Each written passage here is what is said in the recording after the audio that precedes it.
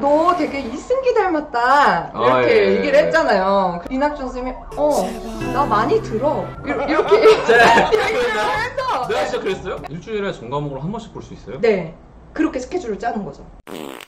제가 봤을 때는 자리가 날 때 내가 내 커리어를 다 가지고 있는 게 중요한 것 같아요. 우리는 닥터 프렌즈. 자기소개. 간단한 자기소개. 네, 저는 모르는 사람도 많을 거 아니야. 네, 저는 김진실이고요. 사실 좀 나올까 되게 고민 많았는데 많이 도와달라고. 예, 좀 한 번만 도와주시고. 제가 나와야 딸도 나올 수 있다. 그래서 저희 딸이 엄청 나오고 싶어 하거든요. 네.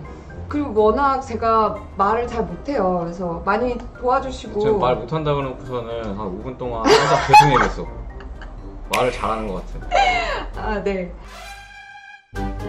저희는 이제 판독을 주로 하고요. 그러니까 엑스레이나 CT나 MRI를 찍으면은 그걸 이제 판독합니다. 네, 판독하고 초음파하고 이제 인터벤션도 합니다. 인터벤션이 이제 이런 혈관 시술이나 혈관 시술, 혈관 중재 시술. 그다음 저 같은 경우도 이제 배 안에 조직 검사 같은 거. 조직 검사 많이 하시지. 메스, 종괴 같은 게 배 안에 있으면은 그거 조직 검사하고 하거든요. 저는 영상의학과가 좋은 점은 이제 의사분들이 진료를 잘 할 수 있게끔 잘 도와줄 수 있고. 되게 핵심적입니다. 네, 요즘은 점점 영상의학이 되게 중요해지고 있거든요. CT, MRI 많이 찍으시잖아요. 많이 찍죠. 네, 그래서 굉장히 중요한 파트라고 생각하고 되게 어려운 거를 제가 맞췄을 때 그리고 도움을 줬을 때 그러니까 AI 닥터 같은 것도 보면 이제 뭐 CT나 MRI 보고 판단하는 경우가 좀 있잖아요. 도움 많이 줍니다. 네.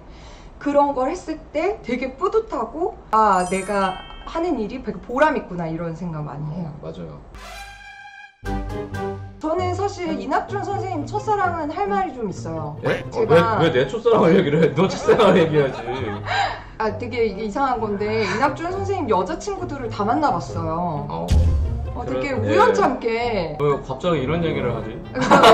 첫 번째는 그 친구가 원래 여자친구였는지 몰랐는데 대학생들 스키 캠프를 갔다가 같은 방에 어떤 여자친구가 있었어요. 예쁜 여자친구였어요. 되게 배두나 닮은 여자친구였어요.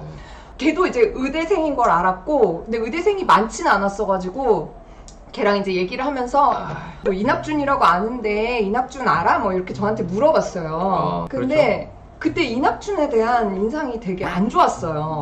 왜냐하면은 호주에 가서 이제 공부를 하는 프로그램이 있어가지고 그랬죠? 버스 뒷자리에서 이낙준 선생님을 보고 그때는 이낙준 선생님이 좀 지금보다 마르고 그 다음에 이승기 씨도 지금보단 좀 덜 잘생겼을 때 이승기 씨를 되게 많이 닮았었어요.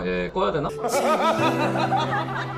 제가 이낙준 선생님한테 너 되게 이승기 닮았다 이렇게 얘기를 했잖아요. 이낙준 선생님이 나 많이 들어 이렇게 얘기를 해서 내가 진짜 그랬어요? 약간 눈빛으로 너도 나한테 반했냐 이런 눈빛을 저한테 보내가지고 그래갖고 제가 그 다음부터는 기분이 나빠가지고 말을 안 걸었거든요. 그 인상만 남아있으니까 이거는 여자친구한테 걔 별론데? 걔 별론데? 이렇게 말했어요. 근데 나중에 알고 보니까 그게 첫 번째 여자친구였더라고요. 근데 그 여자친구가 되게 착해요. 왜냐면 제가 되게 방황하던 시절에 그때 그 여자친구분이 저한테 연락을 줘서 자리를 알아봐 주셨어요. 맞아. 맞다. 여자친구가. 맞아. 그래서 되게 착해요. 좀 고마워요. 두 번째 여자친구는 동아리를 같이 했으니까 말 못한다면서. 말을 잘 못해요. 말 잘하는데? 우리 회의를 하자고 해가지고 강남역에서 이낙준 선생님이랑 저랑 만났어요. 회의를 하는데 회의가 너무 금방 끝난 거예요. 소개팅이야. 그래서 회의가 너무 금방 끝나가지고 제가 이렇게 되게 어렵게 시간을 내서 만났는데 헤어지기도 좀 애매하고 그러면은 너 뭐 영화 봤어? 이렇게 물어봤는데 갑자기 저한테 물어보지도 않은 나 여자친구 있어가지고 가봤어 이러는 거예요. 근데 여자친구 있는 거 알겠는데 그냥 여자친구 있다 말해도 되는데 근데 그게 되게 이상하잖아요. 제가 너 영화 본 거 있어? 그랬는데 나 여자친구 있어가지고 많이 봤어 막 이러니까 그랬어요. 근데 이제 그 수련회 여자친구랑 같이 왔더라고요. 그 영화를 같이 많이 본 여자친구랑. 그만하죠. 그만하죠 이제. 야, 왜 내 얘기를 자꾸 해? 그래가지고. 지금. 근데 그 여자친구도 이제 그만해, 이제. 착했어. 그 여자친구도 착했고.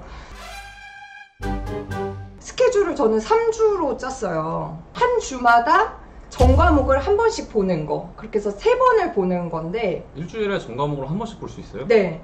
그렇게 스케줄을 짜는 거죠. 첫 주는 교과서만 보고, 두 번째 주는 문제집을 풀어요. 그리고 세 번째 주도 교과서랑 문제집을 같이 보면서 전에 틀렸던 문제를 한 번씩 다시 보고, 그 다음에 시험 보기 전날에는 이제 틀렸던 문제 위주로 보고, 그렇게 하면은 교과서를 3번 봤잖아요. 그러면은 거기에 나오는 문제가 있다. 그러면 그 위치가 약간 기억이 나더라고요. 그거는 머리가 좋은 거 아닐까요? 아니 근데 3번 교과서를 3번을 보면은 문제집을 2번 정도 푸는 3주. 안 돼, 이거는?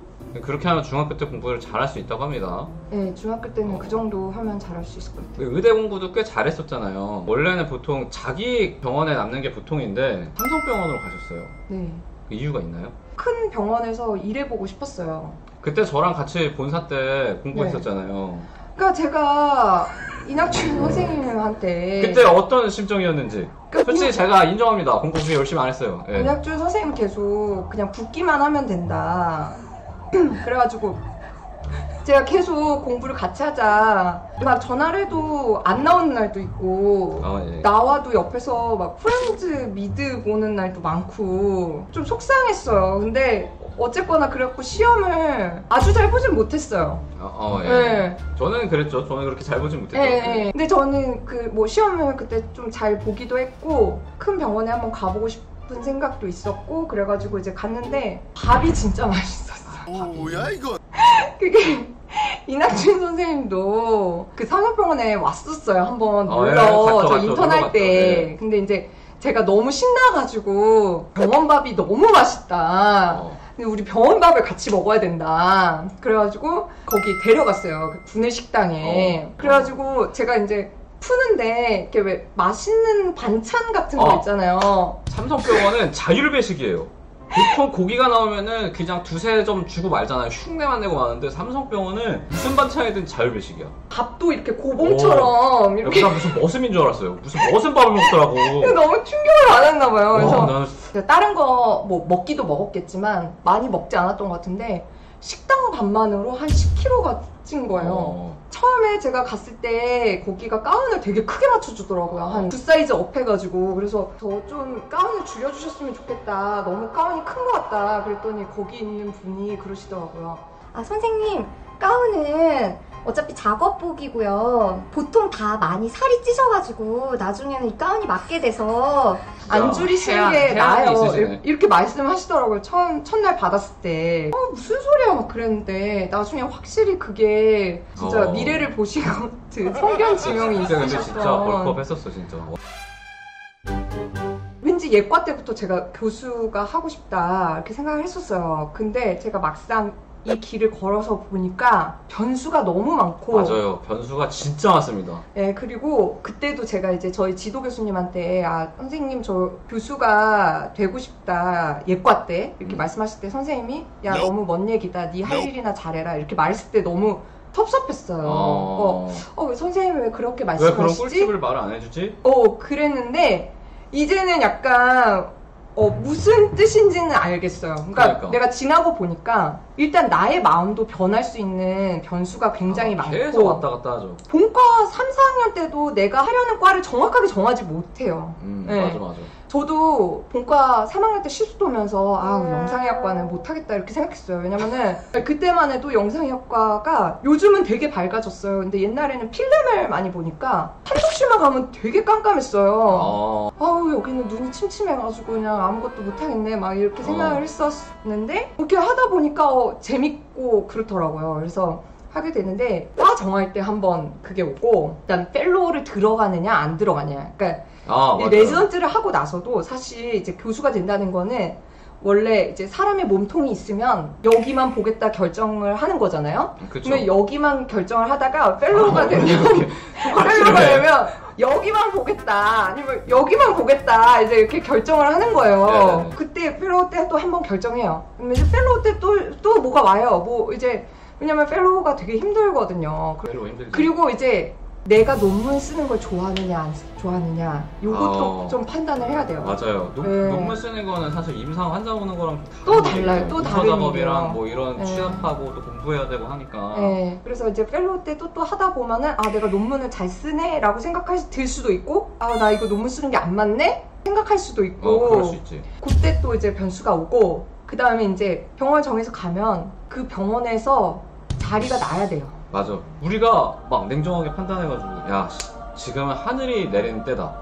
지금 가야 된다라고 해도 상황이 계속 바뀌어요. 그래서 제가 이게 현실적으로 좀 얘기를 해주고 싶은 거는 자기가 해야 될 거를 열심히 하고 좋은 성적을 받고 영어 공부 잘하고 사실 운이 좀 있긴 해야 돼요. 맞습니다. 딱 하려는 타이밍에 또 튀어서 자리가 있어야 되니까. 자리가 있어야 근데 되는 거니까. 이거는. 제가 봤을 때는 자리가 날 때 내가 내 커리어를 다 가지고 있는 게 중요한 것 같아요.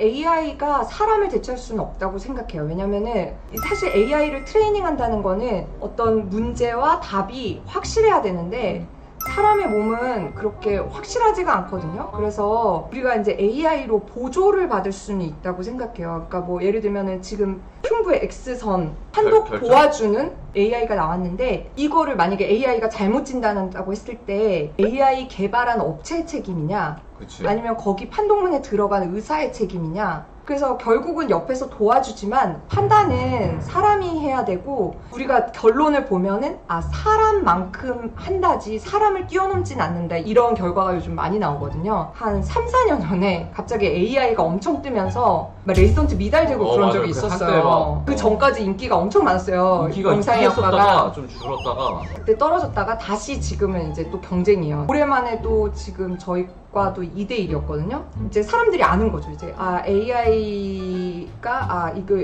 영상학과 대체할 수 없구나. 그래서 저는 미래가 밝다고 생각합니다.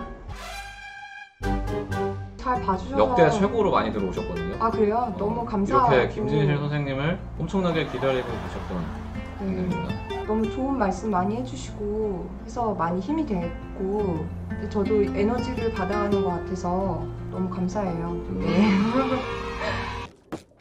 누구세요? 사랑해요.